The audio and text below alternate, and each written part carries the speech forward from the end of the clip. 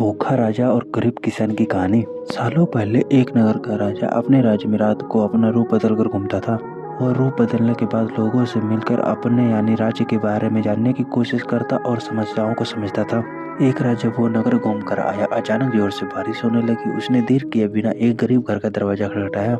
राजा के दरवाजा खटखटाने के बाद घर से एक व्यक्ति निकला। वो एक गरीब किसान था जो अपनी पत्नी व बच्चों के साथ रहता था। बारिश तेज था तो वो किसान ने अपने राजा को अंदर आने के लिए कहा।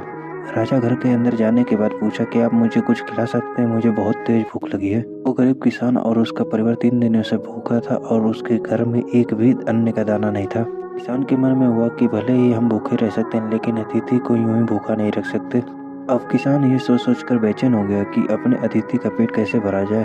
तभी उसने घर के सामने वाली दुकान से चावल चुराने की तरकीब सोची। उसने सिर्फ अतिथि के लिए 2 मुट्ठी चावल लिया और उसे पकाकर राजा को खिला दिया। तब तक बारिश रुक गई थी और राजा अपने घर चला गया।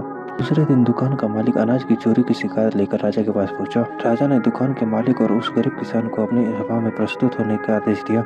सबसे पहले सभा में किसान ने राजा के सामने जाकर चोरी का इल्जाम कबूल किया और बीती हुई रात की पूरी बात राजा को बता दी। किसान ने राजा से कहता है कि मैंने चोरी की, लेकिन मैंने परिवार को अनाज का एक भी निवाला भी नहीं खाया। गरीब किसान की बातें सुनकर राजा बहुत दुखी हुआ और उसने किसान को बताया, अतिथि के रूप में मैं स्वयं तुम्हारे घर आया था। इसके बाद राजा ने सभा में पहुंचकर दुकानदार से यह पूछा कि क्या आपने अपने पड़ोसी को चोरी करते हुए देखा था। दुकानदार ने जवाब दिया कि मैंने उसे रात में चोरी करते हुए देखा था। दुकानदार की बात सुनने के बाद राजा कहता है कि इस चोरी के लिए पहले मैं जिम्मेदार हूँ और फिर दूसरा तुम हो, क्योंकि तुमने अपने पड़ोसी को अनाज की चोरी करते हुए देखा मगर कभी उसके भूखे परिवार को नहीं देखा।